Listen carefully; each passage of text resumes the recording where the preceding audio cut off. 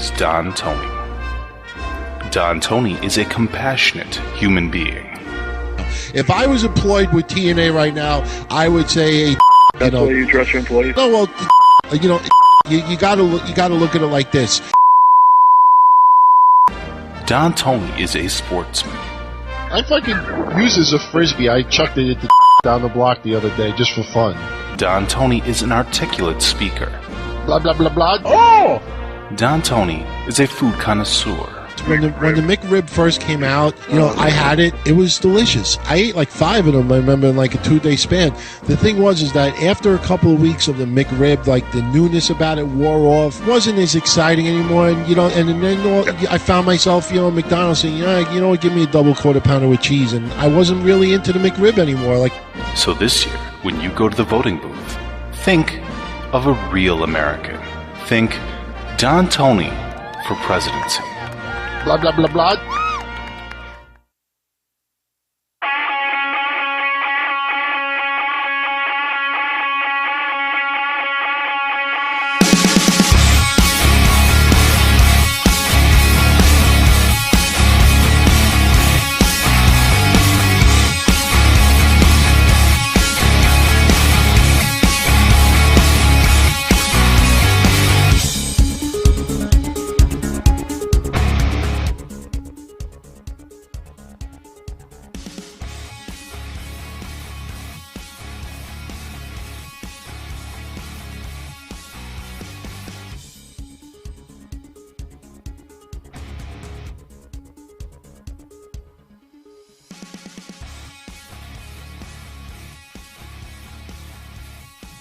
I am back. Audio check 1 2 1 2. Audio check 1 2 1 2. Milk is chillin'. Gizmo's tillin'. What more can I say? Top billin'. That's what you get. Got it good. If you understood, would you? Anybody that knows that song, much love, much love, much love. Those tuning in live, you had about maybe 5 seconds of no audio. You know what it was? I took a slug of my Gerolsteiner salsa, and I had to burp. I try to be a little bit polite on this show, and I don't burp with the volume on. Though we did it twice last week, but no more. But, oh man, you have no idea that song. Audio 2 to audio. Oh my God. Clubs at that time, didn't matter if you were black, white, straight, gay, 2 foot, 5 foot, 6 foot, 10 fingers, 12 fingers, zits. It didn't matter. Everybody hung out and had a great time. So I miss those days. I'm not going to lie to you. But I am back tonight, and welcome to this edition of the Don Tony Show. I am Don Tony, and what I was saying before, for those live on YouTube that didn't hear it, a little less yellow, a little less orange today. I went back and looked at some of those videos, and I'm like, man, I look awfully orange. Not trying to imitate Trump or anything. The only 2 reasons why Mish is not with me tonight is, number 1, I didn't talk to him all weekend. So I prepared for a solo. Number 2, Mish and I are doing Breakfast Soup on Patreon this week. So we figured, let's do the Patreon show this week. But I will let everybody know right now, if you all want Mish to be a regular on this show for Mondays or every other Monday or something like that, speak up, let me know. Because, as I said before, if he does it, it's going to be video.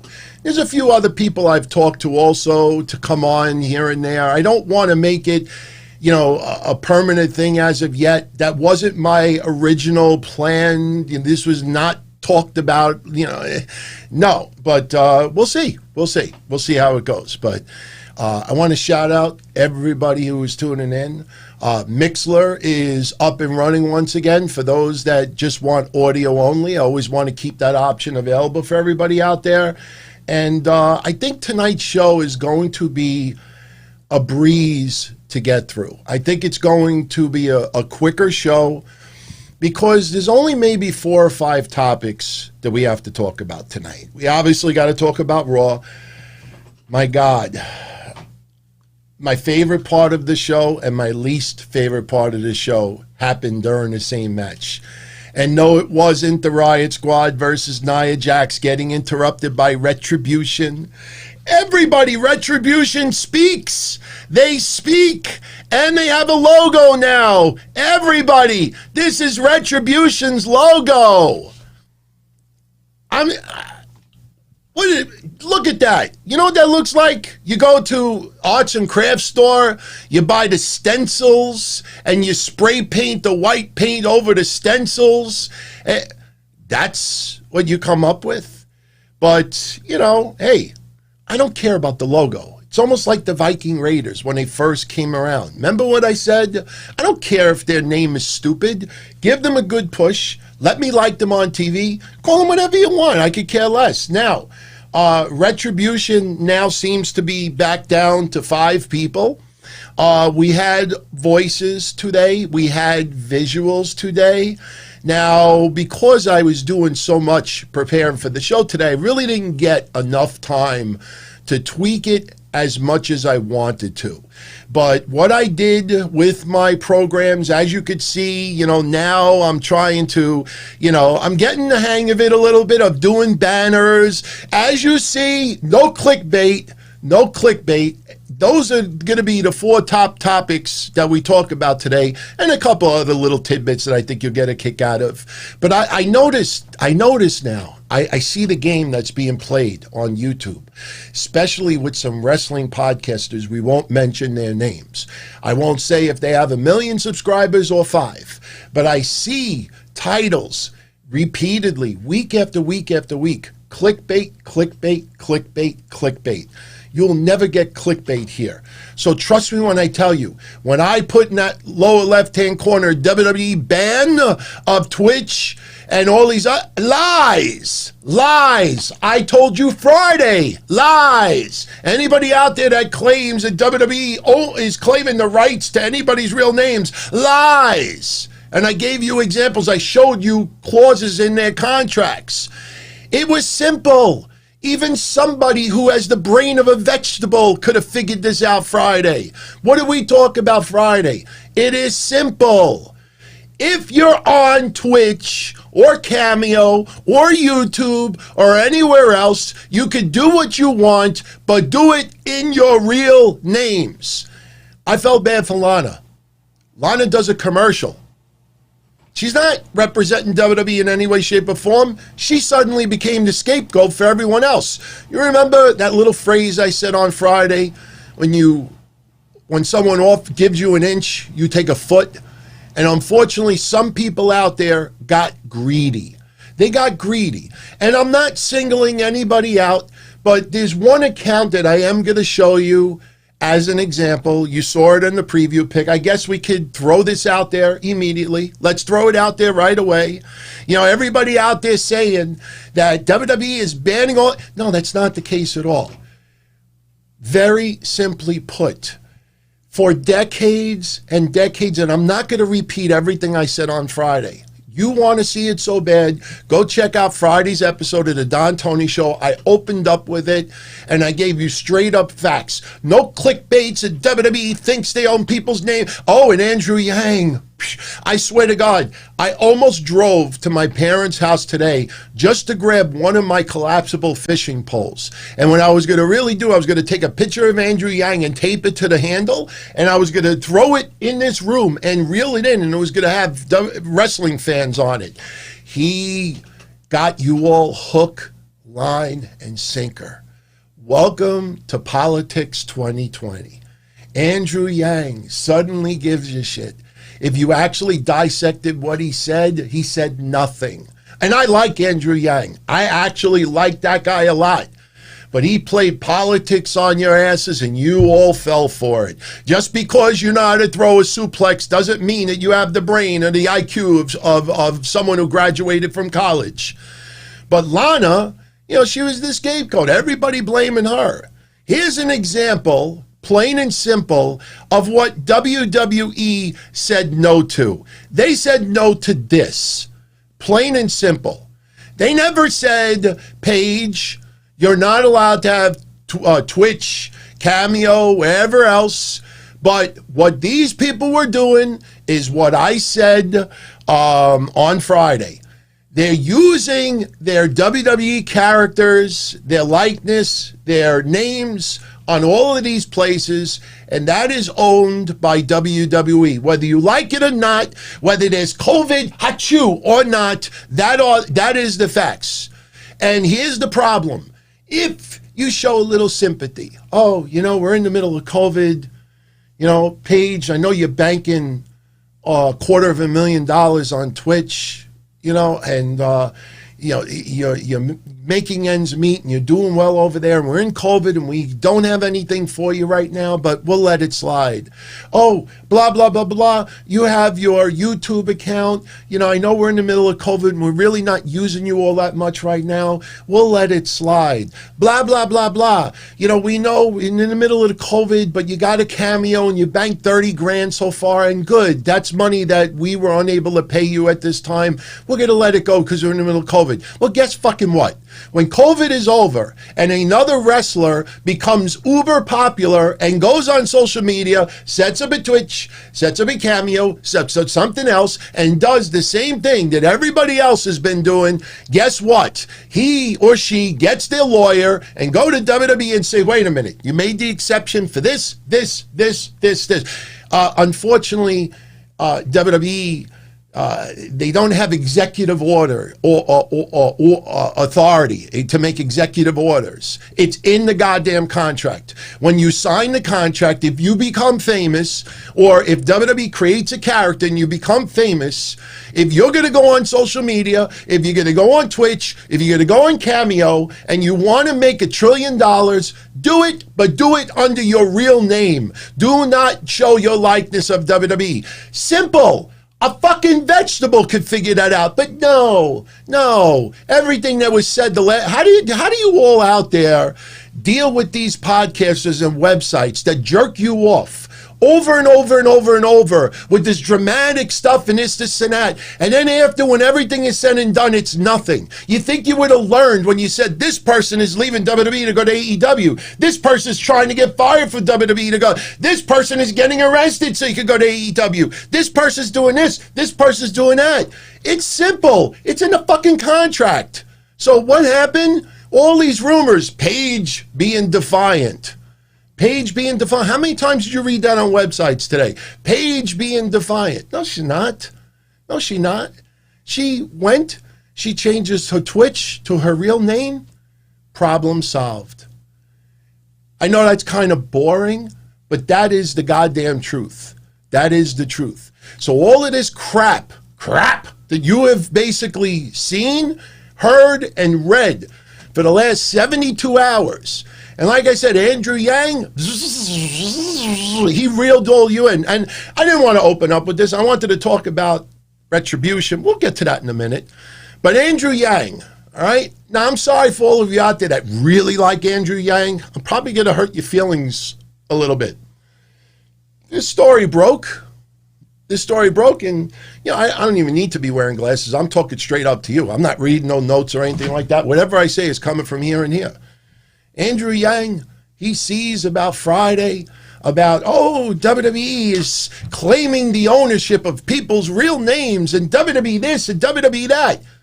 Motherfucker, the contracts for 30 years. Lawyers and agents for all of these wrestlers have looked at it. You think Andrew Yang stops and says to himself, hey, you know what? This was presented in front of lawyers and they signed it.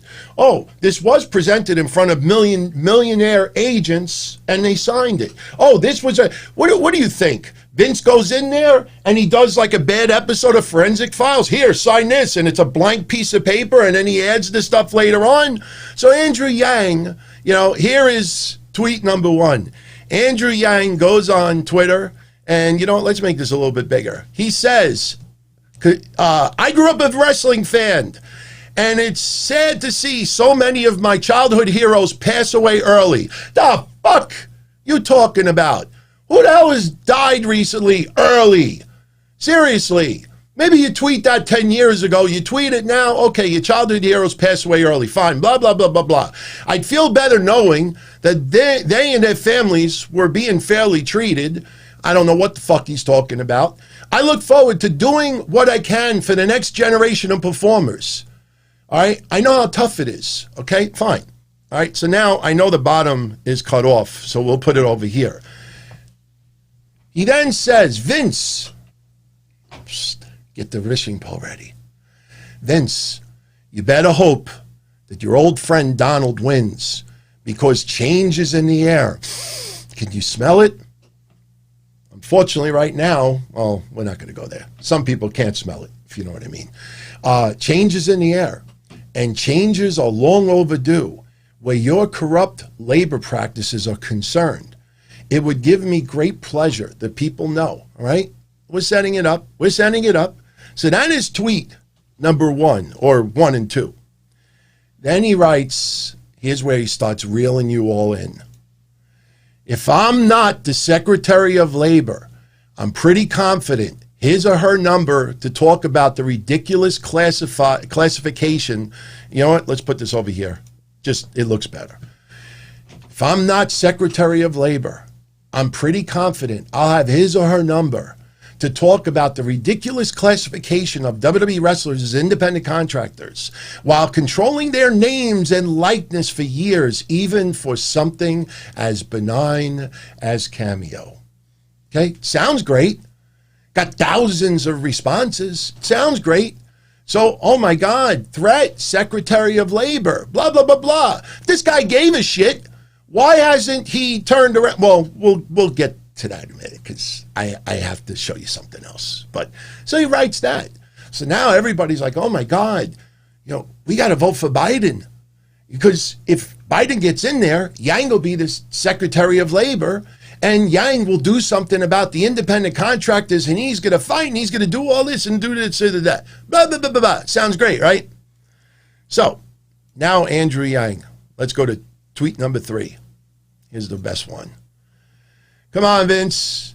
You already deprived the folks breaking their backs for you of health care, security, recovery time, retirement benefits, and fair treatment, licenses and royalties, at least to make a living off their own names. Whoever said WWE wasn't letting them do that? I'm sorry. I am a huge supporter of Paige, but you show me how she's living off her real name right there. This guy, he writes this stuff, and it sounds wonderful. It sounds noble. But when you break it down, you start realizing what this guy is just doing. He's playing politics with all of you. He's playing politics with all of you. So now, mainstream news picks up on this. Whoa, whoa, whoa. If Biden gets put in office, Andrew Yang might be the Secretary of Labor. He just went out there and said, if I'm not the Secretary, I'm going to... So why would he think that he could possibly be the Secretary of Labor? So what happens? CNN brings him on because he's been doing tons of interviews lately, and they drop this dime on him.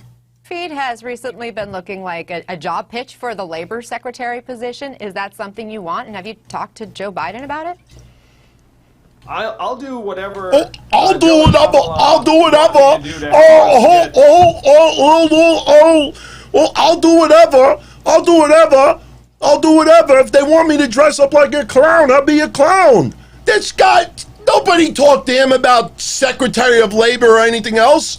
I'll do anything. You just sign the check. I'll do anything. You sound like a fucking wrestler. I'll do anything they want me to do. I'll do anything.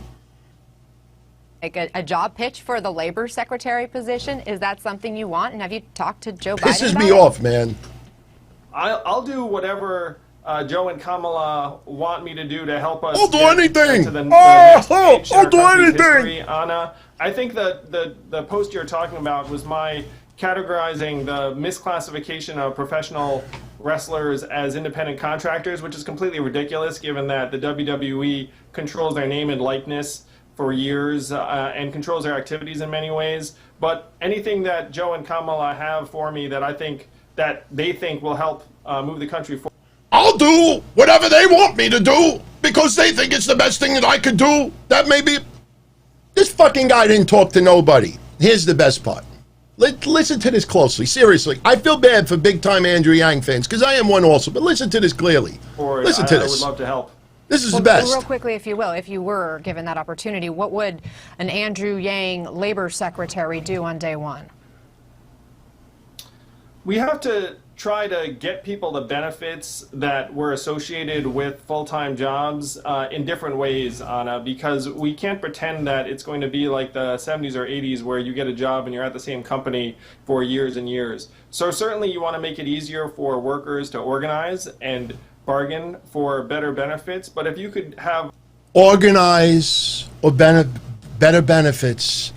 Organize or better benefits. Gee, Andy, you know, that kind of sounds like this. Easy for Andrew Yang to talk in sound bites on social media about WWE and pro wrestling. Last I saw, he hasn't signed any paychecks for anybody. If Andrew Yang truly gives a shit, maybe he should create or get behind a wrestlers union instead of posting these feel-good tweets. What would you do on day one? Well, you know, anybody that has been working for decades, you know, we should get them better jobs. What does that mean? Seriously, what does that mean? This guy played politics on your ass. This guy, you care so much? Create a wrestlers union. What? Huh? What? What about the contract? The 16-page contract that WWE wrestlers signed in front of lawyers and agents and everything. What does that get thrown out? Because Andrew Yang says so? Oh my God. You know, again, I mean, I know, you know, everybody out there, they've traded in their real life for tweets on social media. You know, Raw, show that sucks. People tweet 50 times all night long because they just can't sit in their boring house with dust and they can't go out and do anything because they're lazy as fucks. And so I'll just tweet insults and jokes all night long and everybody will give me a like and I feel wanted and important. And then the next day, it's the ongoing cycle over and over again. Do I want to tweet or do I want to eat? Plain and simple. And you see Paige and everyone else, they want to eat. They want to eat. Look at that. Look at that. Look at that. $1,800 in donations, I think one night. She's killing it. And I love it. God bless her. But you can't do it under the WWE name. Do it under your real names. That's all this was. That's all this was. Now, you know, for people out there that got caught with their tail between their legs, to say it nicely, they tried to play cover-up. WWE posted a statement. They said, and I quote, much like Disney and Warner Brothers, WWE creates, promotes, and invests in intellectual property. The stage names of performers like The Fiend, Bray Wyatt, Roman Reigns, Big E, and Braun Strowman. It is the control and exploitation of these characters that allow WWE to drive revenue, which in turn enables the company to compensate performers at the highest levels in the sports entertainment industry. Notwithstanding the contractual language, there's that C word again, and it's not the word that rhymes with hunt. There's that contractual language. It is imperative for the success of our company to protect our greatest assets and establish partnerships with third parties on a company-wide basis rather than at the individual level, which as a result will provide more value for all involved. Basically, they're saying you can't go rogue on your own using what we created. Much like Disney. Did Andrew Yang suddenly talk about Snow White and the Seven Goofs? You know, what's the matter? Because he's not a Snow White fan? He doesn't care about Disney? What about entertainment channels, movie companies, TV networks? You go on Cameo and you look at all the actors and actresses that have been well known for characters in movies. Do they follow me on Cameo? I'm Darth Vader. Follow me, I'm Darth Vader. They don't use their character names. Hey, Kermit the Frog, follow me on Twitter. Yay! This was a nothing burger. WWE sent memos to all the wrestlers and said, look, you got to stop with the WWE character names and likeness and everything else on these channels. You want to do it under your real names as your real selves. You cannot do it using our likenesses. Otherwise, we're going to start suspending, fining, whatever else. That's not them being assholes. That's in your goddamn contract. I know people that despise WWE don't want to hear that. I know people out there that are just looking for conversations because they're lonely fucks don't want to hear that. But that is the truth, plain and simple. You will see. And I told you this was happening Friday. I told you Friday. Nobody's accounts were getting shut down. All people had to do was change it. You give an inch, some people take a foot.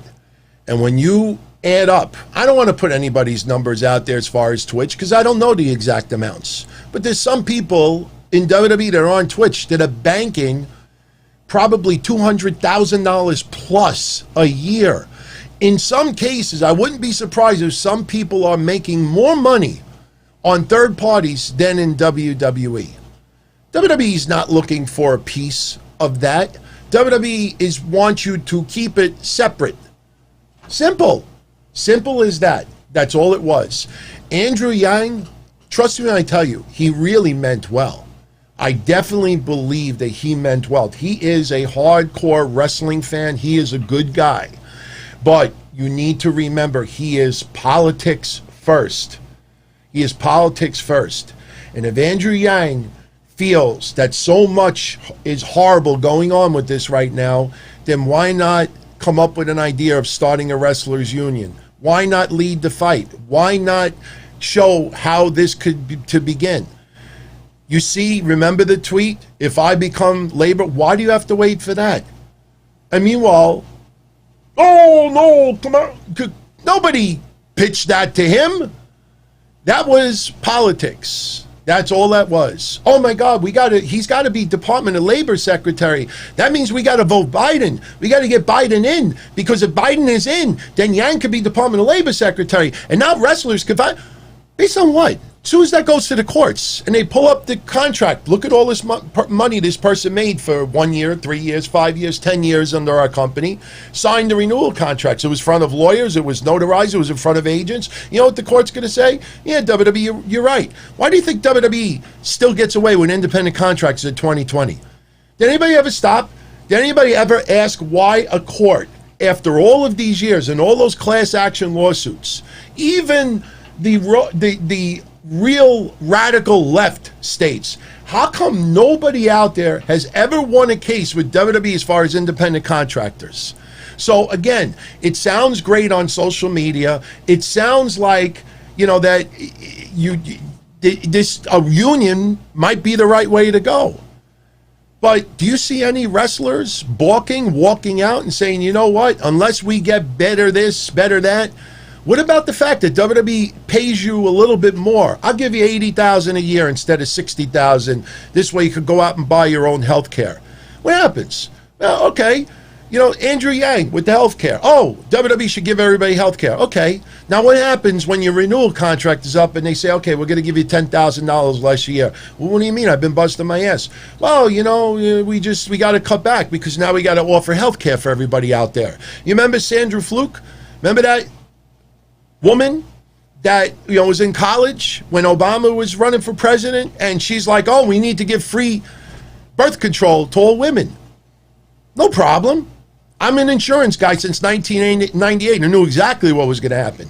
So what happens? Every woman gets free birth control under a health care plan. We won! We won! And then the monthly premiums went up $80 a month. I was an insurance broker at that time. I showed you and X'd out people's names, the contracts. I mean, I had to show a screenshot on like whatever I used at the time because I wasn't doing video, but nothing is free. So you want to turn around and start talking about benefits and this and that. Well, guess what? Everybody's salaries are going to go down because WWE is not going to turn around and say, all right, we'll give everybody health care and then keep everything the way it is. It sounds great. It sounds noble. But at the end of the day, WWE legally is doing nothing wrong. Nobody has a gun to a wrestler's head in front of their agent signing six-digit contracts, and then after they sign it, I had no idea. I highlighted it on Friday in yellow where it says everything it says. And as far as the real names thing goes, I explained it on Friday. Some wrestlers wrestle under their real names. So while they're under WWE contract, they can't turn around and use that. That's leverage. That's how contracts go. You negotiate. You negotiate. You don't want that in your contract? Okay. All right, I like this, but do me a favor. Take this clause out of my contract.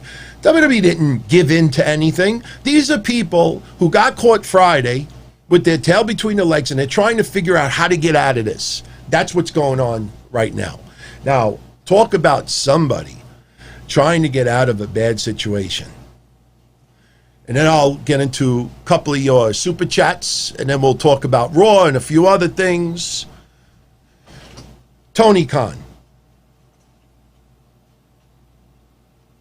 I say this with the utmost sincerity. He's a millionaire. Very likable guy, smart guy. Tony Khan is now realizing that money and moderators cannot buy you damage control. On the AEW recap, I'm not going on the rant again, but on the AEW All-Out recap that I did on Saturday,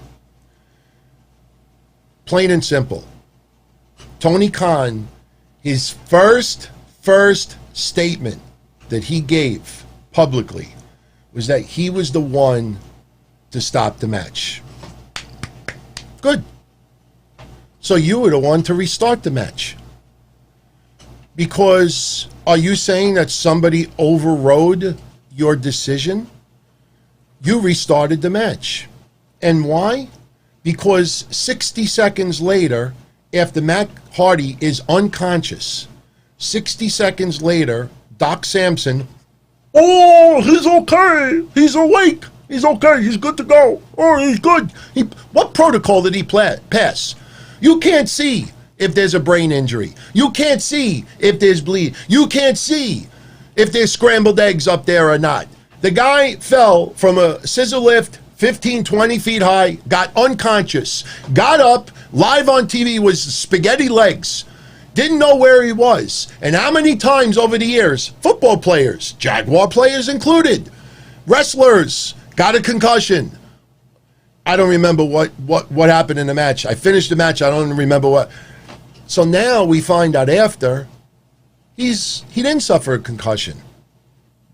Rebby, Matt's wife, seems to disagree. But even if he didn't have a concussion, even if it ended up, he just, his mind was wandering a little bit. He wasn't out cold. He just had his eyes closed. He was just thinking about the next move in the match. Just protocol. With Nowinski with brain injuries and concussions, with NFL with their lawsuits, with all the wrestlers and all the science for the last 20 years. Somebody falls 15 to 20 feet high, lands on their head, gets knocked out, gets up, and is walking around like he had 85 beers. And because a doctor says 60 seconds later he's okay to go, you okay it to go? That doctor should be fired. That doctor should be fired immediately. Tell me, what the fuck did that doctor do? How many people that wrestled that were knocked for a loop that finished the match and they can't remember it, that they said to the referee, I'm okay, I'm okay? How many boxers that got knocked off their ass, got up before the 10 count, don't even remember the last part of the match, but they told the referee, no, I could go. Your instinct tells you I can go. The wrestler, it should never be in the wrestler's control when they're knocked for a loop. And the first statement was, Matt Hardy told Doc that he was okay. Got ripped apart on social media. Next statement during the pay-per-view. Oh no, we misspoke. Why did it take you 35 minutes to say you misspoke? Tony Khan would have been in JR and Shivani's ears 30 seconds later. What are you doing? That's not what he said. You got to go up there. You clear it up immediately. No, they waited. This is the first time since AEW was created that they're really hit with a big problem. And the thing is that Tony Khan, this is a big test. This is a big test. And what happened after the pay-per-view was over? Now you're finding out that some of the media outlets that wanted to ask Tony Khan some of the things that I'm saying right now, that the moderators, when the questions were submitted, the moderators accidentally disconnected some of the people. Tony, I know I'm very brash and my style is not to a lot of people's liking in wrestling, and I've been banned in the past from, anyone ever coming on my show for interviews, stuff like this. But I say this as just regular person, no shows, no nothing at all. What is the big deal with just saying, look, I made a mistake, the doctor made a mistake, we never were in this situation before. I apologize to the Hardy family. Thank God he's okay, but we'll never make that mistake ever again. People are fucking human beings. There's nothing wrong with admitting to making a mistake. Admit. You see how many times this guy has posted statements? Oh, Matt's okay. Oh, Matt this. Oh, we never did this, so we did that. Blah, blah, blah, blah, blah, blah, blah, blah. My father taught me this when I was 6. Don't lie. Because when you lie, then you got to lie on top of the lie, on top of the lie, on top of the lie, on top of the lie. We just had this conversation last week, Donzilla Army. We just had this conversation last week. You see fellow people on social media that write all these stories about, everything you could think of. And then after a little while, when it calms down and nobody's talking about it anymore, somebody will say, oh, whatever happened to blah, blah, blah, blah. Oh, blah, blah, blah. And then people brush it off. Why? Because they started a lie and they can't keep the lie going because they get all confused and everything. And then the funny thing is when somebody is caught with a lie, they get angry at you. They get angry at you. I'm not saying that Tony Khan lied, quote unquote, so to speak, but Tony Khan tried to brush it off like, look, we found out he's okay. He didn't have a concussion. It doesn't fucking matter. Doesn't matter. There's nothing. It's like the Road Runner and Wild E. Coyote. There is no Acme instant brain scanner that Matt Hardy went through, for that 60 seconds where they analyzed his brain and you got a split-second result. He's okay, everybody. You could put a flashlight in his eye. You could ask him, hey, where are you? That's not enough. You got brain injuries, NFL, wrestling, Nowinski, blah, blah, blah, blah. You can't take a chance like that. And you keep, oh, Matt's on the way to the hospital for precautions. Oh, Matt is okay. He's not concussed. Oh, Matt this, Matt that, Matt this, Matt. He shipped properly today. He actually was able to keep down some vegetables. Remember, he dug himself in a deep hole, and he's realizing that money and moderators cannot buy you damage control. Honesty buys you damage control. Admitting that some people made mistakes, that's damage control. Look, we're in the middle of the pay-per-view. Matt's a veteran. I made the careless decision. I should not have put it.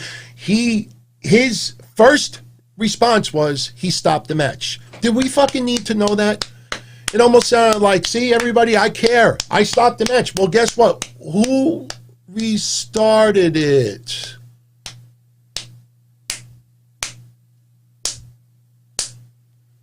You did. Nobody would be mad if they would just admit. And even if he did admit it, anybody out there, it's like, aha, liar, or wrong, aha. Those people deserve to be ignored. There's nothing wrong with Tony Khan admitting to him being wrong. But I'm just from the outside looking in, and I could tell you that some of AEW's biggest supporters are very pissed off about this. Plain and simple. So, anyway. Oh, and by the way, for everybody out there, don't give a flying fuck about AEW, but just couldn't help but to keep bringing this up. And Matt Sydal, that's the one thing that I read about 200 times over the weekend. Oh, the Mats didn't have a good day in AEW. And I'm like, yeah, it sounds really catchy. Yeah, tweet fuck. And then I'm thinking to myself, wait a minute. There's Matt Jackson, who got a win. And there's another Matt that was on the card that won also, if I remember correctly. They have like 4 or 5 Matts there. So what the fuck are these people talking about tonight? I'm sorry for cursing tonight, but I needed to let loose about this. Matt Cardona. Yes, thank you, Dorian. Matt Cardona. The Matts didn't have a good night tonight. Yeah, Cardona or Jackson. Yeah, nice try. That would be the equivalent of walking up to me. I say girl because I'm heterosexual. It's like me walking up to a girl in a club and be like, and give a nice compliment. And she looks at you and she just walks away. And that's pretty much it. Epic fail. So, with that said, I think we can move on a little bit. Wow, 40 minutes. Actually, you know what? I'm glad because that's less time than I thought we were going to get into it today. So, we're going to talk about Raw. We're going to get into a couple other quick news tidbits and get out of here. Want to first, before we do anything else, and we will talk Retribution in a second. I got a picture for all of you out there to enjoy, and we can actually get into that a little bit. But first. All right, I think we got a Yang Gang member over here. Anthony Diaz is a Yang Gang. I like Andrew Yang. I swear to God, I like him. And I know he means well. But he was playing politics, plain and simple. Nothing more, nothing less. Yes, I'm wearing the Thunder Rosa shirt. I don't have an FTR shirt yet, but as I said Saturday, I admit when I'm wrong. I never thought FTR would fit in this nicely. I've been saying for 3 weeks they were winning the tag titles at All Out. But I never in a million years ever thought that they would fit in this good. I love the Tully Blanchard pairing. Let's see if Cody gets in the mix with this. Remember, I don't have it, but I think they do like 3 like this. So, some people think that may end up doing this. I don't know, or this, whatever you want to call it. But I absolutely love the pairing. And I loved their match with Kenny Omega and Hangman Page. I loved this match against Hikaru Shida.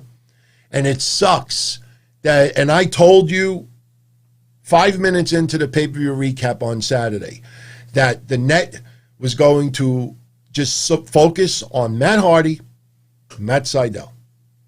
That's it. That's all they were going to focus on. Everybody's saying this was a bad pay-per-view. It was an awful pay-per-view. It sucked. It was garbage. And I'm saying to myself, wait a minute. We had 3-4 matches, possibly 5, that were pretty good. Even though I don't like that match was fun. Moxley and MJF was very good. Paige and Omega versus FTR I thought was excellent. Shida versus Thunder Rosa was excellent. There's 4 or 5 matches right there. The fuck people talking about, the pay-per-view was bad. People were obviously focused and their minds were elsewhere because of what happened with Matt earlier. But still, when you break it down on paper, tell me what sucked about it other than really the tooth and nail garbage. Really, what sucked from it? When you start narrowing it down, was it their least enjoyable pay-per-view?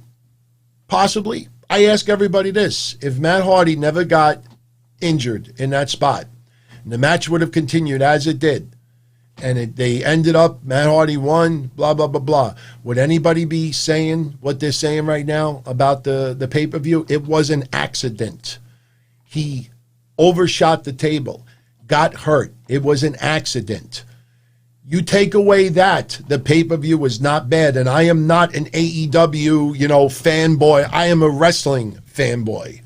So, anyway. Blue.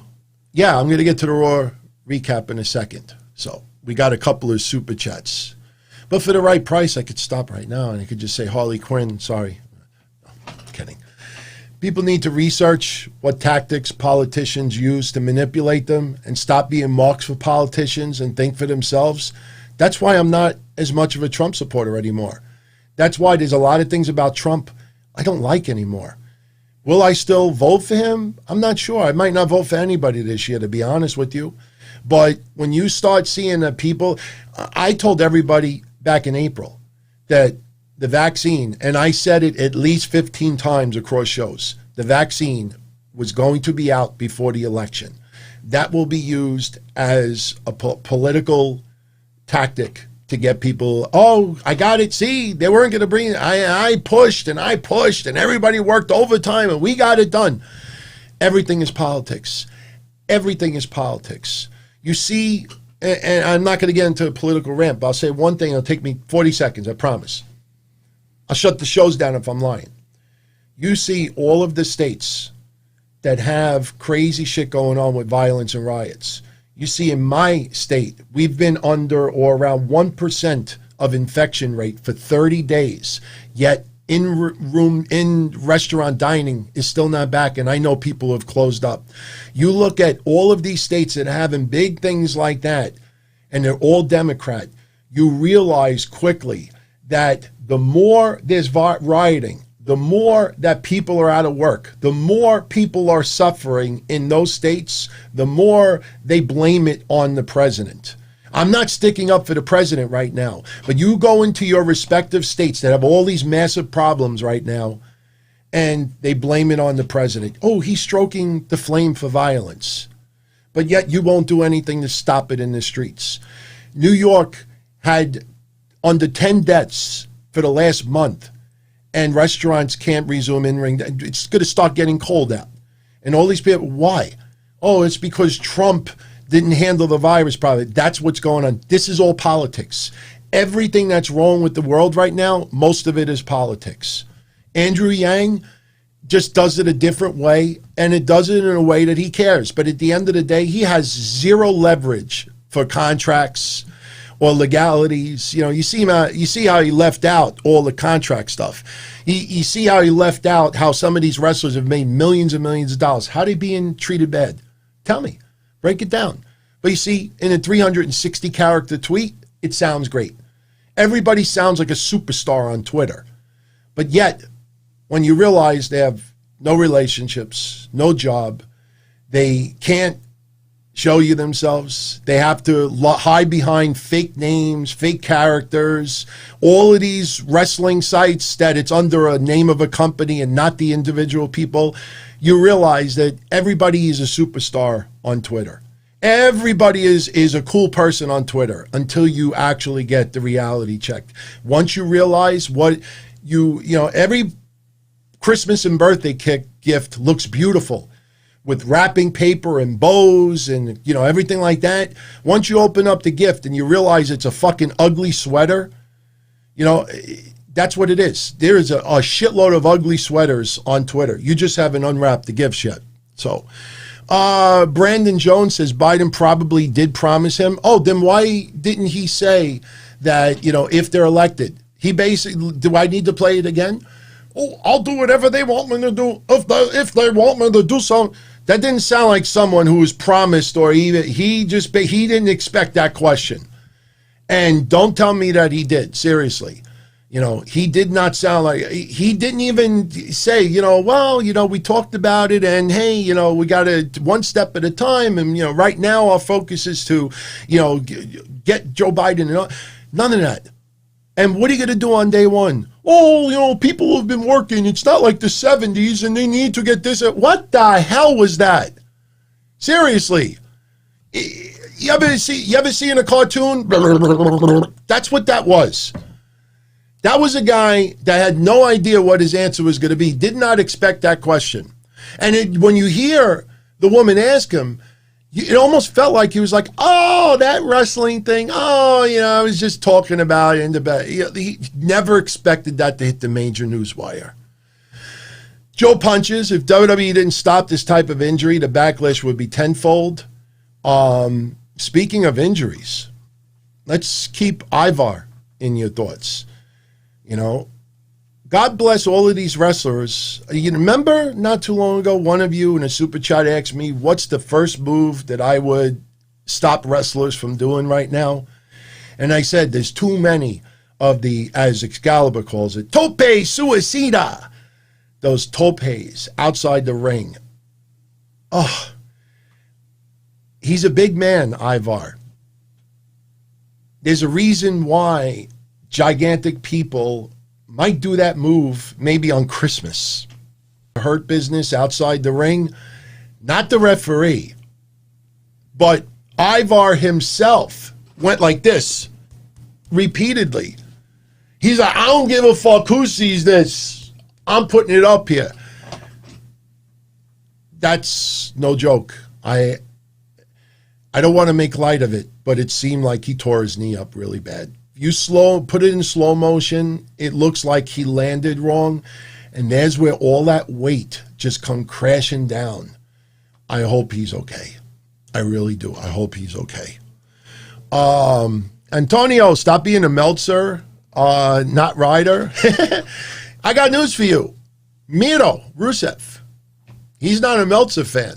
And I have on my notes tonight what he said about Meltzer. I've been a subscriber to Meltzer's letter for a long time. I told you the really generous thing he did for me when Chris Candido passed away. I am one of those rare people out there that enjoys Meltzer and Vince Russo, but I even have to disagree with Meltzer. And I don't blame Miro for being pissed off at Meltzer. So I'll talk about that a little bit later. And Brandon Jones says that Biden told him that he could go after WWE. This is all Biden. You could see that. I don't think Biden is concerned about WWE right now. And you know what? Here's why I defend Biden. With all the contracts and all the legalities and the legalese, and this is a company that's in business for decades and decades and decades, that has never won a lawsuit, over and over again. I don't think Biden's going to stop on the campaign trail and really look at this closely and look at this and this and that. It's just not, it's not plausible. It doesn't make sense. This is not an issue. This is not an issue. You could replace WWE and put Disney there. You could put any Hollywood company, anybody that works for, you could replace WWE with anybody else, and that argument would be dead in the water. You notice the only people that complain about this are wrestlers and wrestling fans. Sometimes you get lawyers that will give an opinion, but if their opinion was so strong and valid, then how come all the wrestlers don't flock to that lawyer and say, oh, you're hired. I want you to be my lawyer. What you just wrote, I want you to go after WWE. Say that again in court. Lawyers try to stand out, and they write these opinions, but notice how nobody hires them after the opinion. It sounds good. It sounds wonderful, but at the end of the day, it's nothing. All Andrew Yang did was an emotional grab onto fans, and the politics is like, well, guys, gals, the only way I could be Department of Labor secretary or have the phone number of the department is if Biden gets put in office. You know what you got to do. Why would wrestling fans care about politics all that much? So he hits the chord that is struck with a lot of people out there. He sees that a lot of people out there are anti-WWE tactics after the release of people during COVID. So he hits that string, and you read between the lines. Whoa, how could we get Andrea? Oh, I get it. We got to vote for Biden. Remember back in March, I said WWE should come out with their own brand of hand sanitizers, make some bucks. Better late than never, WWE. Better late than never. 2 ounces, $5. I will not be spending that. I believe it or not, I had the opportunity to come out with Don Tony hand sanitizers. But I think they were right around $5 a bottle also for like 2 or 3 ounces. I'm like, I'm not going to charge somebody $5 for 3 ounces of sanitizer. 3 ounces is nothing. Some of you guys out there probably shoot loads that are bigger than 3 ounces of hand sanitizer. It happened to me the other day. I was in my car, and every time I do something and I go in my car, I always put hand sanitizer on. I pump gas, I go to the bank, I buy groceries, I go to the mailbox. I always, when I get in my car, before I touch my face or anything else, and you know me on these shows, sometimes you see me doing this and this. Imagine I do that in the car. I might have COVID 8 times already. So when I go in the car, the first thing I do, this is a spray form, but I always spray a little in my hand. But I have the gel stuff in my car. And once in a while, I put too much in my hand, and as I'm going like this, boop, it drops on my pants. And it looks like, I think you could fill in the blanks. Looks like I shot a load. So, I hate to say it like this. He looked like an abused pet. You know, like, it's almost like those commercials where they're in the corner and they're just like this, like, don't hurt me. Please don't hurt me. Thought I was kidding. I had a whole bunch of people said me this. Look in the corner. Look in the left. There you go. There's Michael Cole. Look. There's a close-up. Look, he looks like a kid ready to get hit with the strap. Seriously, look at him. Why does it not want to end my screen? He's like this. How is he doing? By the way, Michael Cole, it's okay to call Apollo Crews. They gave him his last name back. I don't know if anybody saw that on Raw tonight. You know, Apollo. Michael, it's okay to say Crews again. You're not going to hit me, all right? Oh, man. I thought that was funny. Look at that. What the hell was he doing? What did he think was going to happen? Shut up for a fucking minute. The one next, I don't know what he was doing. Look at him. He's just hanging out. He's probably, I don't know. The third guy, the green shirt, turquoise, he looks like he's got a stogie lit. He's like, let me get a little bit of this stogie over here. So anyway, all right. Before we get into the Raw recap, you know my recaps are not your WWE Raw from Daily Center. You know, attendance, 503, LED screens. All right, Retribution. Tonight they spoke. I'm glad. I told you it was going to be a major shift in the next week or two. They spoke today. Only thing I don't like about it is using WWE lingo and terminology. Because what was the statement? There was one statement that I wrote down that I have to bring up. Retribution said, the darkness of Retribution will seep into the pores of every superstar and all of your so-called universe. Why even say the term superstar? That looks so written script. You know, the darkness of Retribution will seep into the pores of every superstar. Oh my God. That was bad. Now, the group that was on the screen, people are wondering who it is.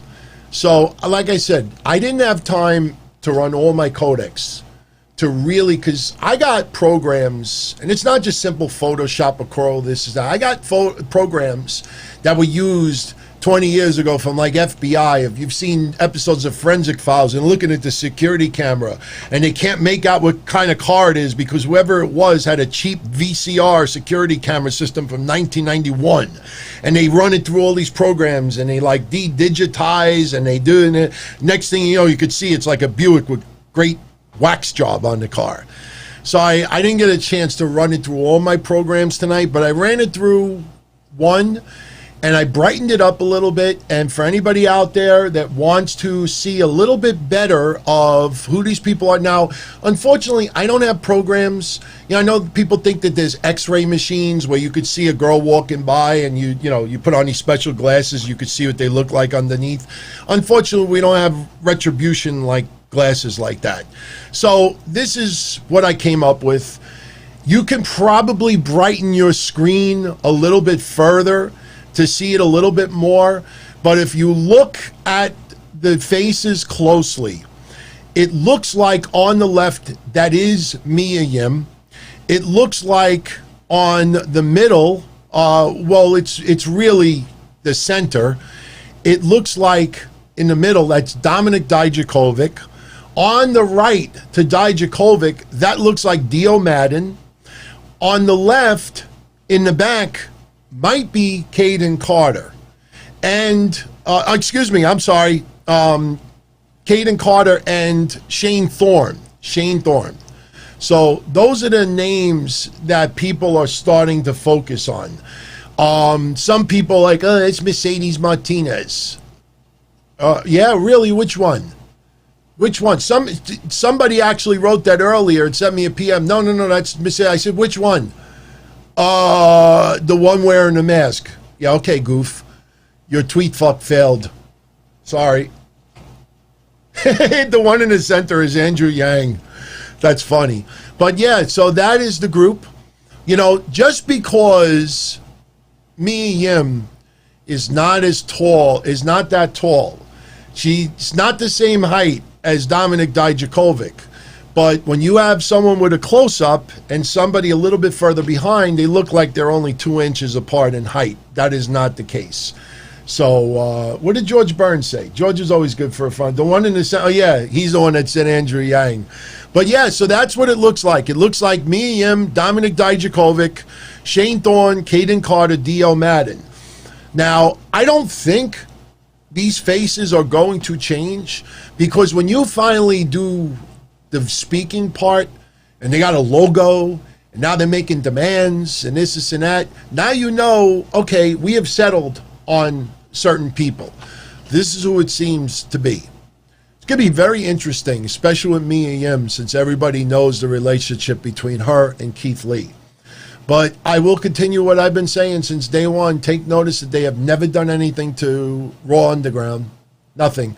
And what I've been saying for the last 2 weeks is right. Why they're not doing anything on SmackDown anymore. It has nothing to do with Roman Reigns. Oh, and by the way, shout out to all of you out there that did the research. I brought it up on Friday. We didn't know what the rating was going to be Friday yet. Does anybody notice that Roman Reigns, with all due respect, doesn't equal ratings? You know, some people, they're cute. They tried to mix the overnight rating for 1 week with the actual rating for the other 2 weeks. But if you actually look at the ratings closely, the week before Roman Reigns debuted to now, this past Friday, the ratings are down. Down like 150,000 viewers. Roman Reigns had his equal to goose egg as far as ratings go. And live ratings, you know, if you're going to say to me, well, they got Hulu, and they got YouTube, and they got Netflix, and they got this, well, then why would Fox give them that kind of money then? Fox should have said, look, we'll give you $60 and we'll give you free advertising because, hey, everybody can check you out on Hulu. And like I said, all these people with all this expert stuff about business online, take notice that none of them even work. That's who you take advice from? I mean, me, I'm not that much better, but at least I have 4 jobs going this year. I was trying to hustle any way I can to make a buck, seriously. But working hard at doing it, not trying to swindle anybody out there. So, yeah, so that is the group for Retribution. We will see what happens. You know, look, now we're getting to the reveal. So now I'm a little bit more interested. I have to say this. This was the first thing I was going to say for tonight's show, and we obviously got sidetracked. My favorite part of Raw tonight and my least favorite part of Raw happened in the same match. And it had nothing to do with Riot Squad or anything else. Dominik Mysterio, with that slide underneath the bottom ring rope into a sunset flip, putting Murphy through a table. I have seen some great shit this year in wrestling, even though we're in COVID. That move, I was just, that was awesome. That spot was awesome. Dominik Mysterio, he is excellent. WWE, you know, when you first heard about them, like putting a lot of, you know, rockets behind Dominik, I can't disagree with them. As much as WWE does misuse some people, Mustafa Ali is definitely one of them. Cedric Alexander, which everybody and their mother predicted would be joining the Hurt Business, you know, maybe Cedric's been misused for a couple of years. I have renamed Ricochet Ricochet, not because he's shit, but because WWE's treated him like shit. Ricochet is Ricochet. As much as they sometimes mistreat other people, they have done everything right with Dominik. Now, What I did not like tonight at all, please, unless Angie is going to take a chair shot to the cranium, or if Angie is going to get her ass kicked, please stop with Family Ties, the Latino version of Family Ties, Familia Ties, where everybody takes, maybe back in the day, Angie and Aaliyah would have been in the ring and they do this. Having them putting a Singapore cane in their hands and everybody's taking a turn like it's a fucking piñata. And it's not because they're Spanish. I know anybody, that's racist. No. I mean, anybody out there, you hit something with candy. It looked like Murphy was a piñata. I hated that. Look, Aaliyah's now getting in the game. Oh, look, Aaliyah's hitting the piñata. The Murphy piñata. Do not put Angie and Aaliyah physical in here unless something is going to happen to them. I knew somebody was a bold one. That's racist. I didn't know piñata is only Mexican. I guess I shouldn't have had that for my 6th, 8th, 12th, 13th, and 15th birthdays. And maybe, well, we're not going to. But seriously, if I was Dominic, I'd eventually turn on my family too. It's just a bad storyline when Ray is like, you better not put your hands on my family. And meanwhile, I'm saying, then why the fuck did you bring him here? Put him on an LED screen instead. They could sit front row in the LED screen and then they could be on the screen, like, go, go, go. Telling you, he was, I hated that. I didn't like that at all. What I also don't like is the fact we're getting this match next week. And if you listen closely, it felt like WWE was sending a little subliminal message for all the fans out there that are very outspoken and being like, why does Mickie James have to be on TV? Why can't she have Clash of Champions? They went out of their way today to say, before Asuka has her title defense at Clash of Champions, she has to go through Mickie James first. That's pretty much saying, for everybody out there that thought Mickie James was getting Clash of Champions, that's what it feels like. Maybe they changed their mind, but that sucks.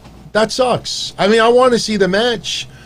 I hope they give them more than 3 minutes, because I think the longer the match goes, the more Mickie James will show WWE, look, I think you should do a rematch at Clash of Champions.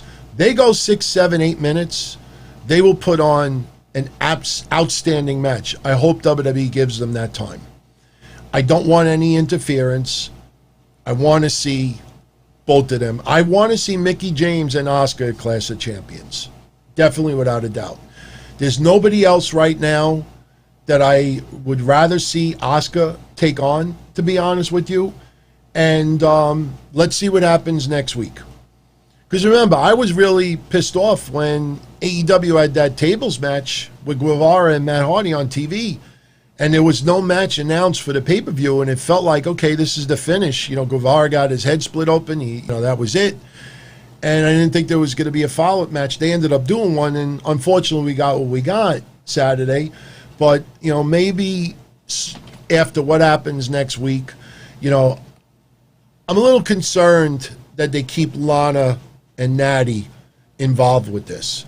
Because I can't help but to keep thinking maybe Clash of Champions is going to be Natty versus Asuka. Not saying that it wouldn't be a bad match, but I'd rather see Mickie James take on Asuka, to be honest with you.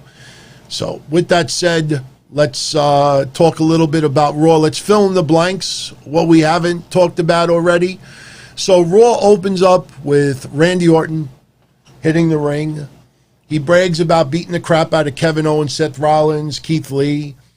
And we found out earlier in the day that Keith Lee was going to be facing Randy Orton again. This is 3 matches now in, 10 days' time? Then we get a siren noise. And you know what?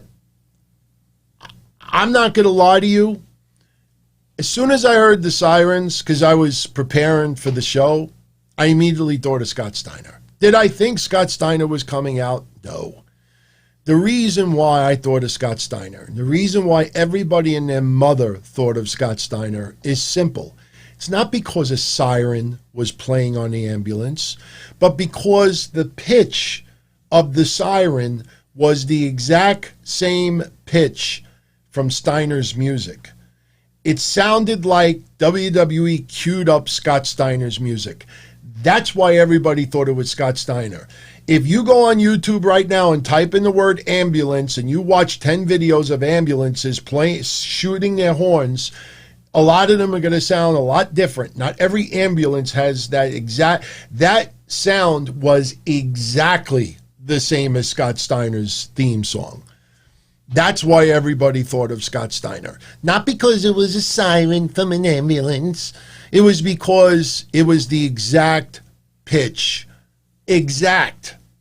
It sounded too perfect. In my mind, I was expecting the beat to go, dun, dun, dun. Holla, if you hear me. I got to take a slug. Like I said, I didn't think Scott Steiner was showing up. But when you got that perfect pitch that matches the theme, that's why everybody thought about it. But it wasn't. I still don't understand why Drew McIntyre was driving an ambulance. And it was funny because if anybody knows, since we're talking about pitches, did you listen to the ambulance's sirens when they left with Randy Orton? Different. Wasn't the same ambulance. I don't know if anybody noticed that. How come when that ambulance left, nobody thought of Scott Steiner? Did suddenly everybody? No, it's because the pitch of the ambulance siren was different. That's the only reason why people thought of that. But Drew McIntyre shows up driving an ambulance for some reason, and he hits the Claymore kick to Randy Orton. Blah, blah, blah. Hurt Business showing up at the arena, and they see somebody who basically they're fucking around with them, and MVP says, "You just say something about Shelton Benjamin's mother." Remember that scene in Naked Gun? Remember? They were in the hospital. I think Nordberg was in the bed, unconscious. No, I know what it was. When they were at the party for Queen Elizabeth or whatever, and you remember when Drebin was, like frisking everyone, checking for weapons, and he actually went into his partner's pocket and pulled out the wallet, and they think that the guy that was at the party took his partner. Anybody remember his name? Anybody remember his name? Drebin's partner? He died recently. Kennedy, I think his name was. Kennedy! But he's like, hey, he's got a picture of your wife. And he's like, Helen! And he punches the guy out. That's what that felt like before. When MVP says to the guy, oh, did you say something about Shelton's mother? I immediately thought of Naked Gun. So I'm just curious if anybody else out there. What's his partner's name? Somebody's got to do a Google search for me. Frank Drebin's partner in Naked Gun. I know it's George Kennedy, but what was his name in Naked Gun? Shazzy, I'm actually looking up Ralphus. I haven't gotten the info yet. For some reason, I don't know why this took a year or two to be made public. But Chris Jericho, somebody else saying George Kennedy. I know it's George Kennedy. Was it Ed? Ed? Is that his name? Ed? It sounds very abbreviated. Ed. Oh, anyway. Chris Jericho did his podcast on Friday. And somebody asked him about Ralphus. And he said that he unfortunately found out last year that Ralphus died. So, yeah, okay, Ed Hocken. Thank you, DeStefanes. Captain Ed Hocken. That was his name. Wow, it doesn't sound like that's what his name, but now everybody's saying it was. Okay, all right.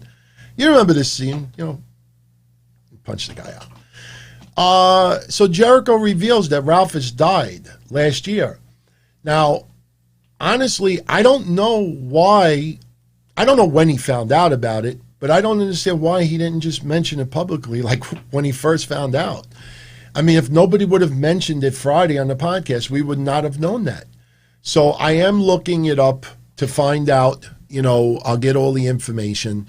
And you know me, I usually, do some pretty successful skip tracing.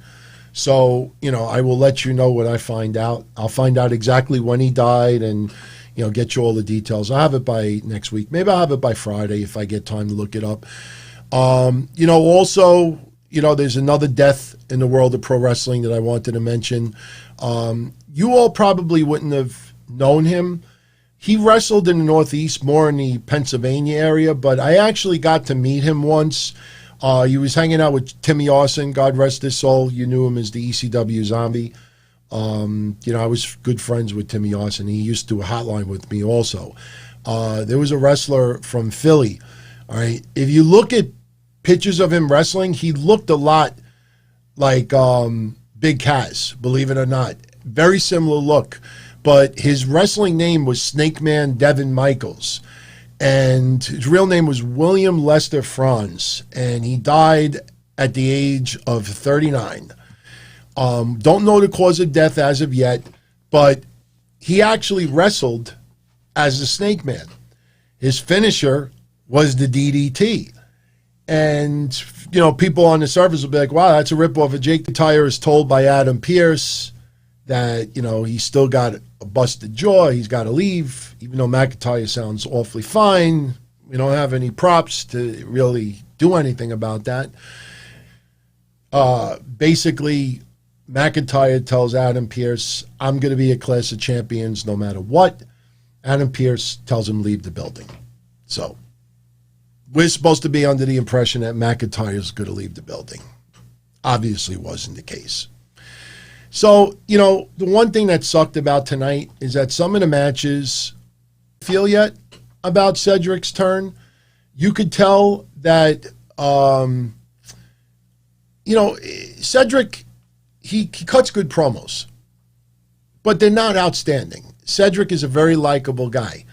So maybe Cedric getting angry and having a chip on his shoulder, maybe that gets, some better promos out of him.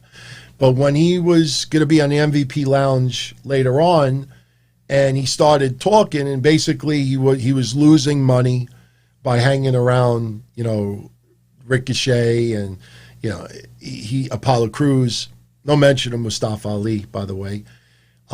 He decided to join the Hurt Business. But you could see that they kept Cedric's mic work very, very short. They were interrupted by the Viking Raiders. So they're going to have to work on Cedric's attitude a little bit more. Cedric's got to be angry. Not militant angry, but he needs to be angry. By the way, didn't he have a Black Lives Matter armband on? I was watching, but, you doing all the preparations and watching at the same time, you're not really, focused on it. But I could have sworn he had a Black Lives Matter band on there. And you know what? Like I said on Friday, I talked about Black Lives Matter a little bit. Yes, people are saying yes. For me, there's a big difference between the statement, Black Lives Matter, which I believe in, and the organization for various reasons. So I like that WWE is allowing them to wear it, just basically as a statement. That's fine with me. No problem whatsoever. Some people I noticed online, in the past were a little bit triggered. I think, wasn't it Mia Yim that recently was wearing? I think Mia Yim might have been wearing one too. We've seen, no, I know it was. Big Swell was wearing it Saturday. And I saw some people really getting triggered. So I'm like, come on, man. The fuck? It should not be triggering people as much as it does. So now we get another match. I didn't want to see it. We've seen the Street Profits, Garza and Andrade, way too many times already. But we get it again. And, we have that, the breaking apart of the team, a lot slower than it should be, by the way. And the match lasted not even 2 minutes. Angel Garza is arguing with Zelina Vega. Andrade is trying to get Garza to pay attention in the match. Garza starts to leave. And next thing you know, Street Profits get the win. And just as we're a little bit annoyed at this, again, we get interrupted by Cesaro and Nakamura. And this is what I call, we have a really weak storyline going right now in Garza and Andrade, so we get to buy a week. And, you know, they still can have those two on television next week, but they really have nothing else going on with the Street Profits. So Cesaro and Nakamura, they show up. They're making jokes at Street Profits. And next week, we get a match, champions versus champions, Street Profits versus Nakamura and Cesaro. But, you know, look, they have neglected wrestlers showing up from different brands. But the Street Profits, and I've said this for a few weeks now, I like them, and they're fine. But their championship reign has not been a great one. If people are going to rip apart Braun Strowman's run, you look back at Street Profits, I mean, it's hasn't been that eventful. I mean, not too many have with COVID, but you could just feel they don't have much of anything right now for them. So we'll just throw Cesaro and Nakamura in there for a week just to buy another week. Meanwhile, that'll leave only 2 weeks left before Clash of Champions. But, you know, not even a 2-minute match. So we're talking probably longer than the match itself. Another 2-minute match, Peyton Royce beating Billy Kay. Femme Fatale, Billy Kay. Different music for both, different entrances for both, different looks. Peyton Royce wins handedly. I don't know about all of you out there, but when Peyton Royce helped Billy Kay up and gave her a little bit of a hug, I just punch her in the face, knock her ass out. Just so, you know, because you know I imitate how Billy Kay sells when she falls. I just wanted Peyton Royce to punch her in the face so she could do one of these. Like, you know when she falls, she just like, her arms wail like she's having like some type of attack or allergy or something. She's like, but we didn't get that. We actually got, you know, a little bit of a hug. Something tells me we may get the rematch. Maybe second time around, Peyton Royce doesn't give the hug. You know what? Maybe next time around, Billy Kay doesn't give the hug. But, you know, you could see they're still very emotional.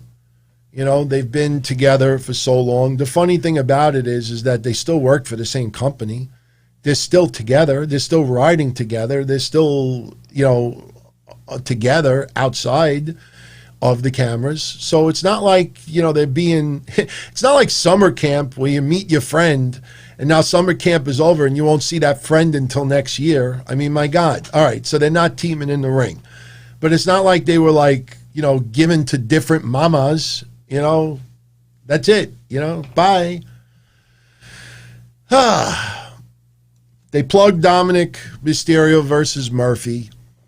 And again, you got the whole Mysterio family. And, you know, like I said before, you know, it's nice to see him a little bit here and there, but, you know, I'm not gonna get angry again. I'll fart. So, Nia Jax, Shayna Baszler. Remember I said 2 weeks ago that I feared that the Riot Squad was going to be the first in line for the titles? Oh, they beat the Iconics. And they won that match, and the Iconics were forced to split.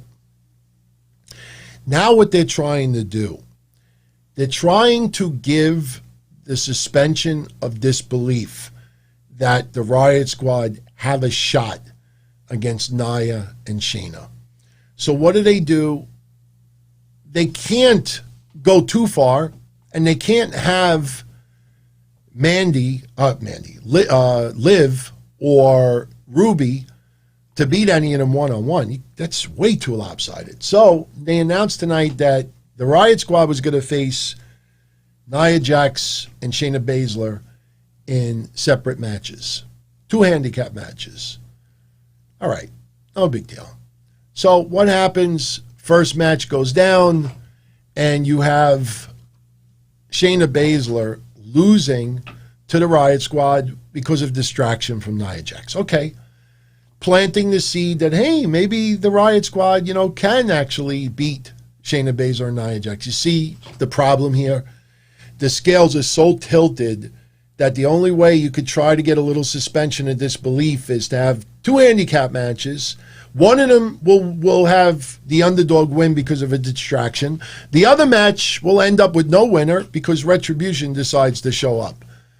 You couldn't show up at a different match, huh? You got to show up during that. But that's WWE's way of trying to plant the seed that the Riot Squad have a shot. As much as I like the Riot Squad and I like them teaming up again, there is no way the Riot Squad is going to defeat Shayna Baszler and Nia Jax for those titles. So they got to try to sell it as much as they can.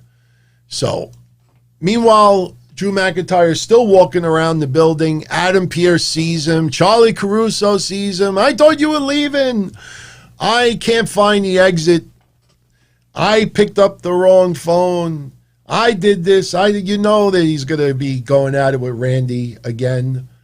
Brandon Jones says, Ralphus died in 2019. You want to know something, dude? I think the reason why that is being out there now is because of what Chris Jericho said Friday. Chris Jericho said that, I heard Ralphus died last year. So now everybody claims that they're an expert and saying, I have reports that Ralphus died last year based on a Jericho podcast. I don't doubt Jericho. I believe he's right. But I'm going to do research and get the exact date, when it happened, where he was. I don't know if I'll get funeral info, but a little skip tracing. I have means. I used to skip trace when I worked for Chase Bank, so I know what I got to do. I'll get you an answer. If I say I'm going to get you an answer, I'll get you an answer. It's not like he was, as far as we know, I don't think he was a sexual predator that he just vanished from the face of the earth. He's not Mel Phillips, let's put it that way. But I'll get whatever I can. And you know what? God rest his soul, man, because, I don't know how old he was when he was Jericho security, but you would think, would it be wrong for me to say that Ralphus looked like he was 60? Would anybody disagree with that? No, Benjamin, I won't go to Perry Saturn route.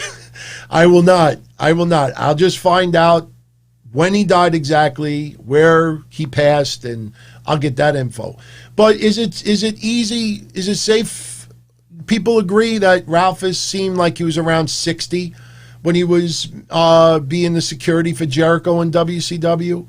So you think that was about 1997? If that was about 1997, that would have left Ralphus at around 82. It would be around 80 years old. So God bless him, man. I mean, seriously, you think about Ralphus in WCW, if he was around 60 at the time, with his receding hairline, he probably looked nicer than some of the podcasters out there that won't show themselves. But you think about Ralphus at that time. And I'm not going to show my tummy, but, he didn't look like he was the most healthiest person out there. I don't think he was doing Pilates. I think there was a lot of Wonderburger, whatever that place is called. All right, 1998, yeah. So if he was 60 and 98, that would leave him to be about 81 last year. So about 80 years old. Yeah, Ralphus was a truck driver, drove the rings around, he did a lot of work behind the scenes. I'm telling you, somebody came out with a satire shirt over the weekend that AEW's got to do. They got to do it. You saw Saturday that one fan that tried to slap high fives with Moxley and he got tackled by security. Somebody made a satire of Ralphus's shirt and it said Mox personal security. And it looked perfect. AEW's gotta. They do shirts for everything. They gotta do a Mox personal security. MPS. So, now we go back to Raw. Asuka and Mickie James defeated Natty and Lana. And we get the announcement that Asuka is going to face Mickie James next week. The match was okay, but, the interaction still with Lana and Natty 2 weeks in a row gives me this feeling that Natty is going to be the one facing Asuka at Clash of Champions. Make it a 3-way. That's what, I think Mickie James really should be a Clash of Champions. But Mystery Man is asking me if I still have chest hair. I don't have like breasts anymore or anything like that. No, it's like kind of faded now. I definitely trim it. You know, it's not like what I used to. My God, the Brillo pad. Oh, I wish I had pictures here. I don't think I do, but if I showed everybody what the chest hair from 20 years ago, oh my God, maybe I could find one. I don't know if I can. Let me see if I could look really quickly and find the chest hair. I think I even titled it chest hair. So I'm looking. Just give me about 10 seconds, see if I can find it. No, I haven't been able to find it. Let me keep looking a little bit further. No, I don't see it. It's worth it if I find it. I don't think it is here. I think it's on my Twitter. A little bit further, a little bit more. Oh, maybe it's here. No. I thought it was here. It's not here. So I apologize. I thought I was actually going to build that up and be able to show it to everybody out there, but for some reason I don't have it. So I don't know, for some reason up to 20 years ago, I thought it was cool to actually have like Brillo pad. If anybody ever watched like 70s porn and you saw like Vanessa Del Rio with that crazy amounts of bush, who was that porn star that Mick Foley used to be infatuated with? I can't remember her name, but she used to have like a big like bush. My chest was like 10 times the amount, seriously. It's on my Instagram too, but I don't have time to go on my Instagram. You know, maybe I do, but no, I don't have time. I'll show it to you Friday. It's worth it. It looks like I had chia pet, chia. It was, but oh man, never again. So, MVP Lounge, like I said earlier, Cedric starting to explain why he turned. You know, he was losing money, blah, blah, blah, blah, blah. Gets interrupted by the Viking Raiders. The match ended abruptly. I know everybody's focused on maybe a screw up with Ricochet and the pin. I don't know if maybe just the match ended abruptly and Ricochet was not aware, which is a very good possibility. My interpretation of it was that it seemed like Cedric body slammed Ricochet more than hitting his finisher. So I think that Ricochet was not aware that Ivar got injured seriously. And Ricochet may have thought that he was just being slammed, and that wasn't, you know, the finish. But Cedric obviously was trying to hook him for the win. I don't know if Cedric told him to stay down or not, but Ricochet actually kicked out at 2, and the bell still rang. So it was definitely a miscue, but I let it go because Ivar seemed like he got a serious injury. Like I said, you got a big man like that, even if you think you might have heard something, you know, you lay outside the ring. You know, you got hurt, you lay outside the ring, the match is almost over, he could whisper in somebody's ear, I think I tore something, and you stay down there. The fact that Ivar went like this immediately, you know what I thought? Broken leg. I honestly thought broken leg or broken ankle. A lot of people are focusing on a tear of a muscle. Like, I don't know, man. You know, I've only had 3 matches in my life. And, you know, one time, you know, I hurt my shoulder pretty bad. If anybody, I'll put that video online one day. I got thrown into a guardrail and I flew over the guardrail. And the whole night, my shoulder was just limp. And I'm not trying to compare it, but, you know, you just try to, like, rough it out.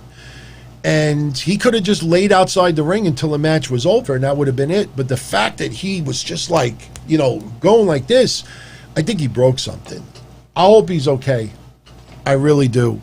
So, just catching up with a couple of supers over here. Neil Ray. Alexander gets a push. Gets the tag titles with Shelton Benjamin. I like it. I like that a lot, actually. The fact that Shelton was having a little bit of interaction with him, you know, like trying to trust him and everything, that actually would be a pretty damn good tag team. You think about it. Shelton Benjamin In fact, I think we might have talked about that once before. Shelton Benjamin and Cedric Alexander would be a pretty damn good tag team. So I like it. I absolutely like that idea very much. Brandon, yeah, I'll work on it. You know, I think I'll have the info by Friday. It's like I said, unless there's something really devious about this guy that he was being hidden somewhere. Like I said, you know, of all the skip tracing that I've ever done, and remember, I've talked about this before. When I did the history show, I tried to cover as many birthdays and as many wrestler deaths as I could. I didn't want to just get the info. I wanted to get the exact days, ages, everything. You'd be surprised how many people over the years you don't have their date of birth or the date that they died. And, you know, you do enough research, I found almost everybody. But the one person that I tried my hardest to find whereabouts, I've looked his age, his family history from up until the early 90s or late 80s. Nobody could find Mel Phillips. Nobody. It's like he just dropped off the face of the earth. I checked 50 states. I put his real info in it. Nothing comes up. It almost feels like this guy changed his identity. I'm not kidding, too. But Ralphus, I think I should have a little bit of an easier time finding his info. Philip Maffey, do I think Retribution will be on SmackDown after they're revealed? You know, that's a very, very good scenario. That makes a whole lot of sense. Obviously, if they're regulated to the Raw brand only, we won't have that. But if you think of the storyline, it's stupid that Retribution on their own doesn't go to SmackDown. You know, I just hope that they don't keep wearing the black outfits minus the mask. Once they reveal themselves, you know, obviously they shouldn't be wearing what they wore before. Some of their tights look a little bit cartoony, if you know what I'm talking about. And speaking of cartoony, I saw a lot of people tonight making fun of Dominic's outfit. Few people brought reference that he was dressed as a cartoon character. I don't remember who it was, Uniman or something like that. Uniman! No, I don't remember his name, but, you know, look, it's Lucha Libre, and we've seen tributes to characters in comics and superheroes. I have no problem with that. I think before anybody out there makes fun of someone else's dress, they should probably look in the mirror. You know, yes, I mean, if somebody looks absolutely goofy, sure. But, you know, Dominic was paying tribute to somebody. So for us, we might not think it's that big of a deal, but for other cultures out there, it is. You know, it reminds me of, who was the Japanese wrestler? Emi Sakura, I think it was. Remember when Emi Sakura came to AEW and she was paying tribute to Freddie Mercury? I saw all these goofs like making fun of her, like, what is she wearing? Why does she have this hat? Why is this? And they didn't even have a clue who Freddie Mercury was. You know, there's certain cultures that pay real hard tributes to performers. Maybe in the United States this isn't done as much, but in Mexico and Japan and other countries, they do. You have to respect that culture. You know, that's how I look at it. But, Brandon Jones, Vince's wife, was part of the Trump administration. Yeah, but, you know, I still, you know, Yang, I think we could all admit, Yang was not prepared to be asked that question on a major news network. And when they asked him on day one, what would you do? And he's bringing up 70s and then people working a long time, should he be promoted? How do you even legalize that? How do you, it's up to the states. So he just, like I said, he was playing politics on social media. A lot of people fell for it. He's a good guy. He's a likable guy. But at the end of the day, he is politician first. If he gave a fuck so much about the wrestlers and other things that he's talked about over the years, why is he not created his own or put people in the right direction to get something going? Everybody loves to talk in sound bites on Twitter. Everybody has got to give that tweet that's emotional, that gets 40, 50 likes, 100 likes. Oh, I feel important, and this and that. You know, Twitter should be like a side dish of your overall public life, you know, but for a lot of people out there, Twitter and Facebook is their life. And it's whatever they write or say to get you to believe that that's what they're doing. But like I said, if people were so proud of all the good things that they do, if they were so proud of all the things that are happening and they're bearing witness to, if they were so proud about all of these stories, then how come never show it? Only type in text. I try to take pictures of everything. Everything that pleases me is a memory. I go back and look at it and like, hey, honey, you remember this 2 months ago, 3 months ago, a year ago? You know, you document everything. Just human nature. If you're going to share it with the world, why is it only in the form of text? So that's why there's a lot of people on social media have realized, you just write the right thing, everybody will believe you. You're a superhero. And Andrew Yang is a good guy, but he just wrote as a politician. And notice how he's moved on. Because legally, he has no basis. There's lawyers involved, and this has been going on for decades. Nobody's challenging WWE in court. Why? Why? Until you answer that question, you realize some people that you like that are politicians first and foremost. So, anyway. Start wrapping this up. Randy Orton beating Keith Lee by disqualification. Drew McIntyre shows up again, hits Randy Orton with a Claymore. Keith Lee gets disqualified. I have a poll on my Twitter right now if you want to vote on it. Keith Lee and Randy Orton have had 3 matches.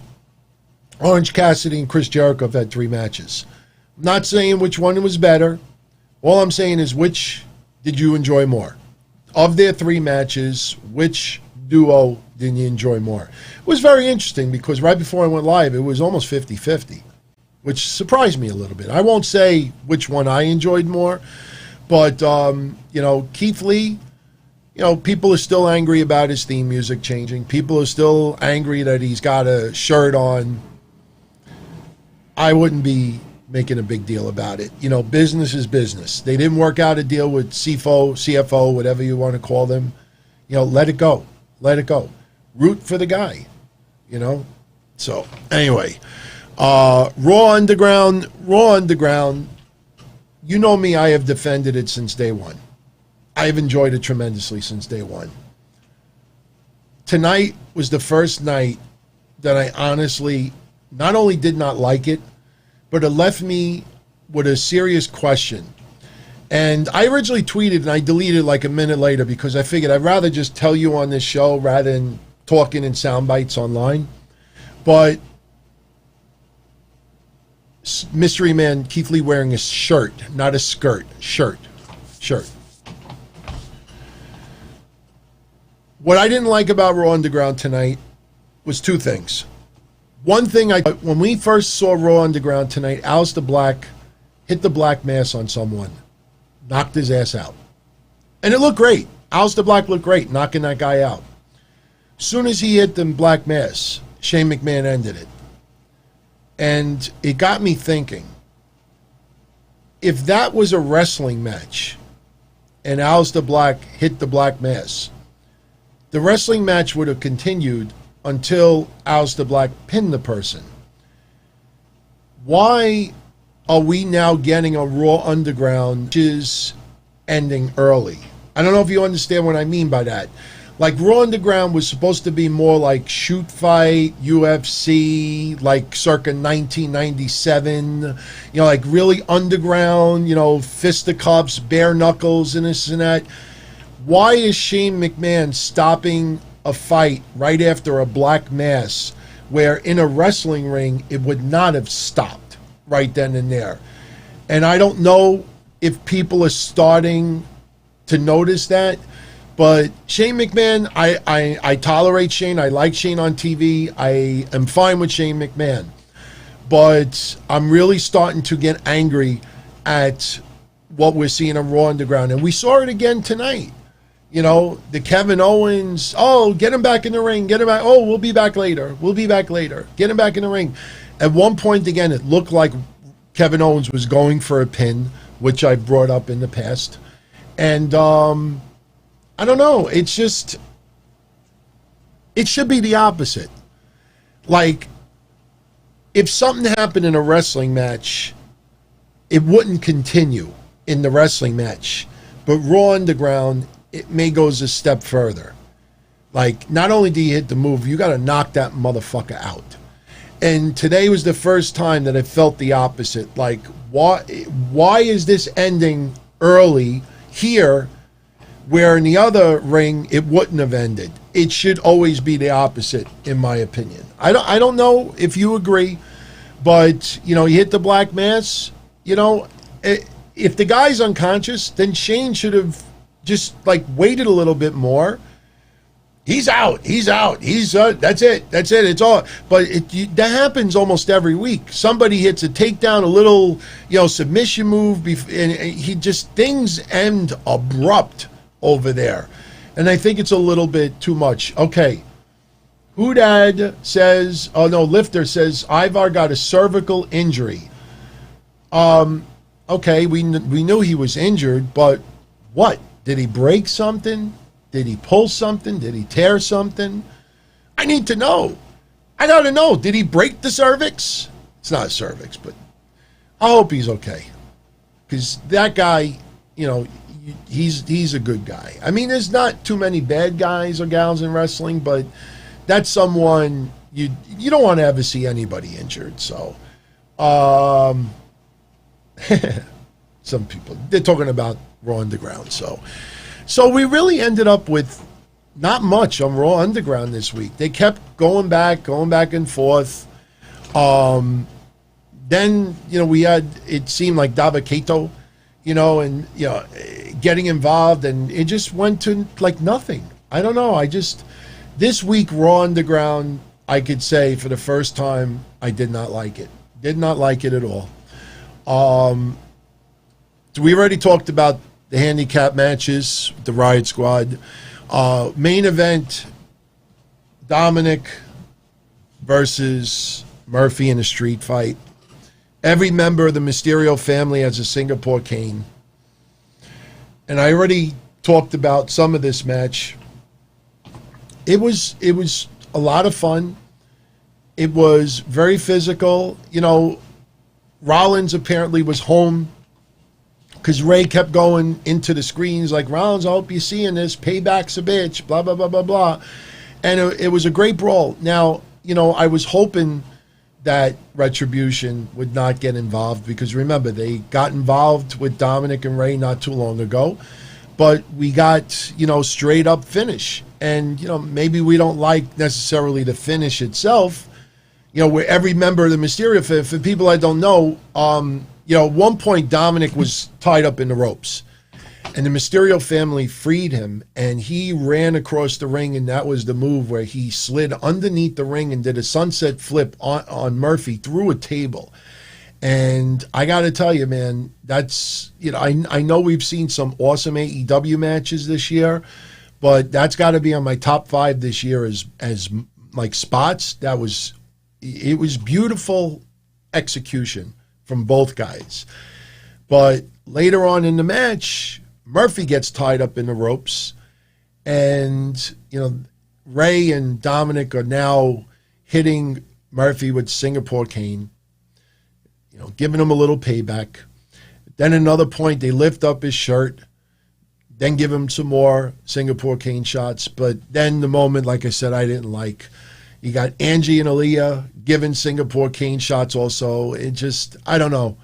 It just reminded me of those skits in the past, you know, like where every family member gets involved, and I did not like that. But Murphy couldn't handle anymore, couldn't take it. He gave up.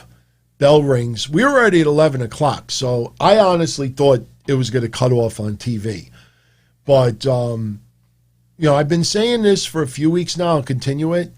Dominic, Seth, and Murphy are, I know some people might be sick of it already, but that is a feud that is just really going well. And I don't know how many more weeks they could continue this, but I'm liking what I see. And there's really nothing that I can criticize about Dominic right now. I'm just a little bit not liking the daughter and the mother being involved with this as well. Look, if we knew that the daughter could wrestle also, and maybe that this is the way of bringing her in as a wrestler too, that's different. But, you know, just them taking turns, hitting Singapore cane shots, I don't know. Like I said, it just reminded me that Buddy Murphy was like a piñata. Everybody, and again, it has nothing to do with Latin or it's not racist. It just, if anybody out there has ever hit a piñata at a birthday party, like they blindfold you and you just give it a whack, everybody takes turns and they keep whacking until candy comes out. Murphy should have shit candy. He looked like a piñata. Plain and simple. That's how I felt about it. So, let's see. Who's asking this? Neil Ray. What in God's name are they doing with Alistair? I don't know, man. I don't know. I personally think Alistair Black may join up with Seth Rollins. I brought that up last week, that maybe Seth Rollins, because he's not happy with Murphy, he brings Alistair Black aboard, and that gives Murphy a little bit of jealousy. That could still Piñata! Who was the WCW announcer that used to do that? Piñata! He did JR. Remember, he did Oklahoma. I can't remember his name right now. Piñata. Keith Lee turns on Drew. I thought about that tonight. You know, you get me disqualified. You know, I mean, didn't the first match kind of like end the same way? Keith Lee should be kind of pissed off at Drew McIntyre right now, if you ask me. So, Ed Ferrara, thank you. Soup. Mish, what's up? I apologize. You know, like I said earlier, in case he didn't see it, I had not talked to Mish all weekend, and we're doing breakfast soup this week for Patreon. So I thought tonight might be better I just do it solo, since he and I are going to be on Patreon this week doing breakfast soup. But like I said, all of you out there, if you want Mish, you know, I think he's willing to commit a little bit. If you want him on Mondays with me doing video, speak up. Let him know. You don't need to let me know. I trust all of you out there. Let him know. Go on his social media and say, dude, we want you Mondays. Well, definitely love to pick his brain about some of the stuff. The breakfast soup on Patreon is a totally different show anyway. And about half the stuff we talk about has nothing to do with wrestling anyway. But we'll see what happens. Brandon Jones, his dream is to have a threesome with Lana and Asuka. I don't blame you. Lana is extremely attractive. I'm into brunettes. So, you know, that's how I've been my whole life. And I got one inside that I'm very happy with, so I'm not looking for threesomes or anything like that. But it's not a bad choice. I tell you, Asuka is very, you know, with her outfits, very, I don't want to say cartoony, very Japanesey, you know, with her outfits. But I know a lot of you out there think Asuka is one fine looking lady. And I'm trying to keep it respectable here. I don't try to get pervy. But I don't blame when anybody out there tells me that, you know, they just find Asuka fine. I totally get it. My choices would be two totally different people, but we'll reveal that another day. So with that was your episode of Raw. I know all the reports online that Raw was put together last minute and Vince doesn't know, you know, blah, blah, blah, blah, this, that. If you enjoyed Raw, what do you care? That's what I have to say. What do you care? You know, I thought Raw was a decent show. Not one of their better shows, without a doubt, but I thought it was good enough. So, by the way, you know, as I'm telling you this, somebody reposted an interview that Stephanie did in July for the Gary V audio experience. And they were talking about how they wanted the talent to branch out. but there's a certain way to do it. So I'm going to go check out that interview. Maybe I'll talk about it on Friday, but it kind of like interjects with what I said earlier about the contracts. Man, that rant opening up the show kind of wiped me out a little bit, you know? I look, when I do these shows, I don't rehearse beforehand. So however things come out, they come out. That kind of like knocked me for a loop earlier. But, there's a reason why I'm wearing this shirt tonight. Fightful did an interview with Thunder Rosa. And I know we're hitting the 2-hour mark, but we'll stay for like another 10 minutes. Thunder Rosa did an interview with Fightful. Any of you out there that are fans of Thunder Rosa, go check it out. Because in that interview, she reveals that she got offered a WWE tryout last September. September of 2019, she got a WWE tryout as a referee. I kid you not. But Dorian, the hurricane had happened. She couldn't train, I guess, in like a week's time. And she said that she thanked them for the opportunity, maybe something for down the line. But just think about that for a minute. Thunder Rosa, in WWE's eyes, would have been better suited as a referee. I don't get that logic. I don't get it. I mean, sometimes, and I've said this before, you look at some of the talent that has come through NXT the last couple of years. You can even go back 5-6 years. And some of that talent, I used to say, how is it that Impact Wrestling didn't pick up on these people? How is it that MLW and some of these other feds didn't pick up on these people? And in the last year, you've seen some signings, and I'm like, wow, I'm a little surprised that AEW didn't pick up on these. We've said that over the years about many people. But you also hear about names that you hear WWE's interested in for the wrong reasons. Why would you waste Thunder Rosa as a referee? I don't get that.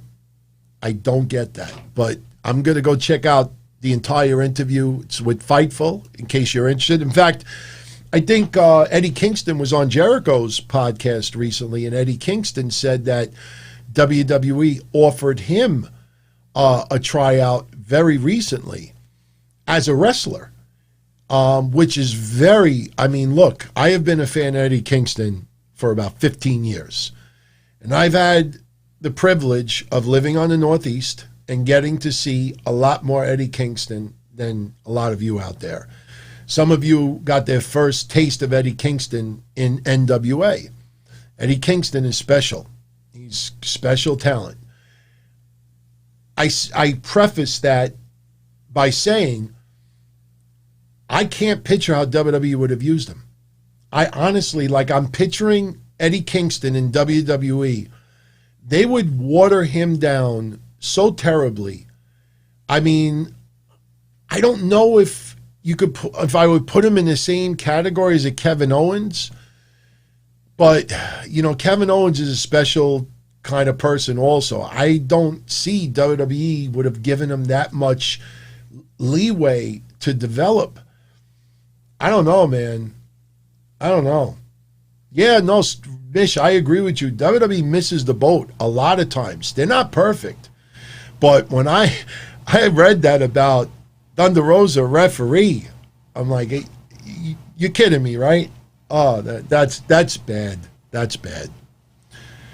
I said earlier about Miro, Rusev, very angry with Dave Meltzer. That is because Dave Meltzer, when he was talking about WWE basically, you know, pulling everybody's third-party accounts, which I told you Friday was BS. He basically he said that the straw that broke the camel's back was Lana doing energy drink commercials, which honestly, I'm telling you, man, you know, I'm not trying to fight with Meltzer. I'm a subscriber to his newsletter. I respect that guy. He's done a lot of good over the years. He's not perfect, and he does favor Japanese wrestling in AEW. I get it, but I can't shit on the guy. But Lana, in my opinion, especially since I read look, I'm in the insurance and business. Finance, insurance. I used to be in banking. All right, going through a lot of legal documents. I'm a notary too, but I have to know what documents I can notarize. It doesn't mean I'm an expert in reading documents, but I'll say this: just on the business side of it, Lana was probably the least of the issue. Without pointing names, the people who were the straw that broke the camel's back were people that were using their WWE characters, putting it in print. And not only that, using their WWE characters and also bashing WWE in many ways. And, you poke your employer bear too many times, they're going to go right as the contract says, and they're not going to budge at all. Remember I said on Friday, sometimes you just look the other way. You give a little leeway because COVID era and people are making some extra money to survive. But, when you give a little, you give an inch and they try to take a foot, that's what was happening. Some WWE people that you like, were taking a foot. And WWE said, no, that's enough. That's enough. And as I said before, if you keep allowing leeway when you have it clear cut in a contract, otherwise, you're just setting yourself up for major problems in the future. Because down the line, you're going to have other people you're going to sign the contracts. And when those people start coming up with new innovative ideas to make money on social media or elsewhere, and WWE tries to pull those accounts, they could go back and say, well, you didn't do anything about this person. How come it was okay for this person? How come it was all right for this person? You've put yourself in a major legal issue. WWE does not want to be put in that issue. It's common sense business. It's not hard. Again, I say this repeatedly. Think with this instead of this all the time. Or that. Think with this. If you think with this, see, that's the thing. I don't mean to be a dick. I brought this up Friday. But this is one reason why I love doing solo shows. Because when we have a conversation about whatever, and we bring up some really strong points together, and it ends up being correct, there's no miscommunication. It's not, oh, this person said this, but this person said that or that. So I like the fact that we have our conversations one-on-one because there's no other persons to get involved where things could get mixed up or twisted or misconstrued. So, there really was not much about anything. WWE kept giving an inch. People were taking a foot. WWE said enough is enough. People got upset at that. Could you blame Paige making 200,000, 300,000, 400,000 or whatever people are saying out there? I don't know the exact amount, but could you blame her for getting irate that WWE might shut that down? All she had to do is just put her legal name on there instead of Paige. Problem solved. Oh, was that so hard? Not for her, but people were saying, oh, she's being defiant. Paige was not being defiant. She was being smart. She was being smart. You have other people. When I talked about Aleister Black and Zelina Vega on their YouTube channel, what did I keep saying? They're using their real names. You're not going to see much change on their channel. They'll be fine. There was never a chance of everybody's channels going down. Told you that Friday. But again, that's not the clickbait that draws everybody. I won't do that. So, with that said, 3 last things. Tomorrow we got NXT Super Tuesday 2. I wish they would have spelled Tuesday, TWO, as in the second Tuesday. We have Finn Balor versus Adam Cole to determine the NXT Heavyweight Champion. Killian Dane versus Roderick Strong. Bronson Reed versus Austin Theory. Obviously, the match everybody wants to see is for the NXT Heavyweight Championship. We also got Rhea Ripley versus Mercedes Martinez in a cage, which is interesting that they're doing this several weeks later because a lot of us were very disappointed in Mercedes Martinez splat outside the ring like that's how it's going to end. So it almost feels like WWE had second thoughts about that feud. So I'm glad that they're going back to that. So that's what we got to look forward on Tuesday. Wednesday, we don't have too much yet for AEW Dynamite. I know, you got, Kip Sabian revealing who his best man is. I talked about that Saturday. I want to see if they do the lawyer storyline with MJF and Moxley's belt. If you think about what I said on Saturday, it feels like that's the only way AEW should go. We'll see what they do. But they have AEW Dark on Tuesday, 7 matches announced. Anna Jay versus Skylar Moore, Eddie Kingston versus Lee Johnson, Brian Cage versus Tony Donati, Ricky Starks versus Ben Carter, Anna Jay versus, I said Anna Jay's match already. And I think that's pretty much it. Kurt Angle, since we were talking about Miro and Dave Meltzer before, let me read to you what Miro, Rusev's response was to Dave Meltzer saying that Lana was the reason why all these things were being pulled. I'm sorry for cursing. Next week, I'm going to do my damnness not to curse even once, but this is Rusev's exact words. Quote, "Oh, the fucker, the motherfucker. What's his freaking face? Meltzer, once again putting out bullshit out there, and I'm fucking tired of this fucking guy. Like, honestly, man, get the fuck out of here. Like, who the fuck are you to speak things like that? Because first of all, those are not true. Those are bullshit lies. This man one day is going to burn in hell. Like, it's 100%. Meltzer, go ahead, collect everybody's money. Collect it, $10, their $20, whatever the hell you want. But let me tell you, once you die, most likely you're going to go to hell because of all your lies." Pretty rough, man. I'm not going to lie to you, man. I'm a little surprised how people all ganged up on Lana and blamed her for it because, if anybody knows anything about contracts and business and even the WWE contracts, felt like Lana was the one doing it more appropriately than anyone else. I don't know why people did that, but they did.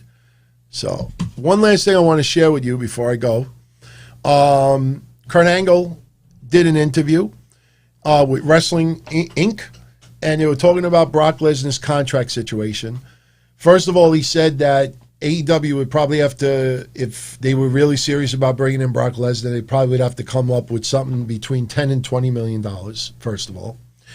He also says that he thinks that something did happen with Brock and Vince McMahon. He thinks that, they have Dick Jericho said they have a little bit of a strange relationship. But I will tell you that everybody and their mother believes that Brock Lesnar will be back in the WWE sooner than later. We can't speculate as to what caused the little bit of a rift, but at the end of the day, it's all business. So, it was funny, and I brought this up Friday, it was funny to see some websites out there who early last week were putting Brock Lesnar's body in front of the AEW All Elite, banner that everybody uses. They were doing that early in the week.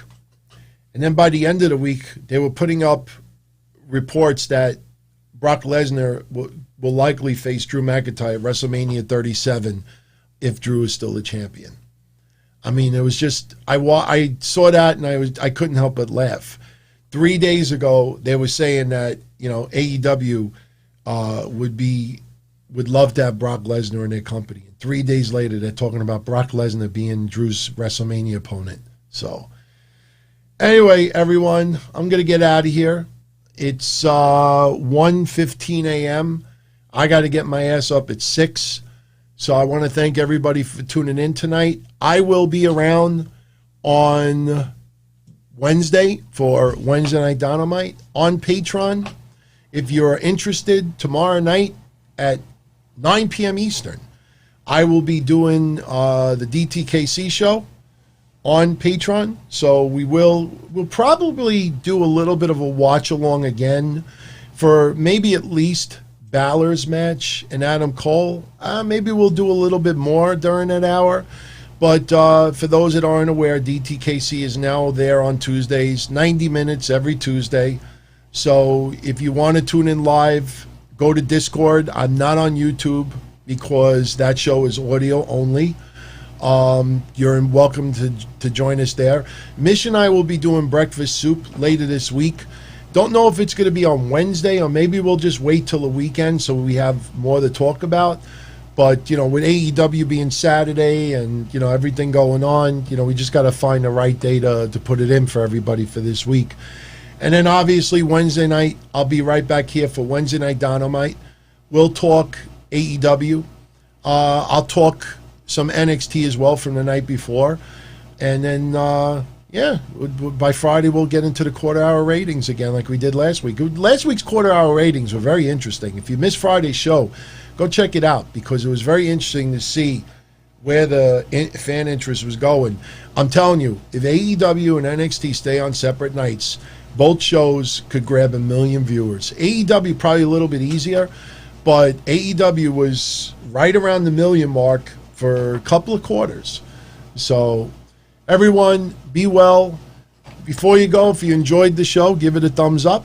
If you like the channel, subscribe because we're going to start uploading. Next week, I'm going to put a little clip on here in a separate thread where you could leave questions. We're going to do a Q&A.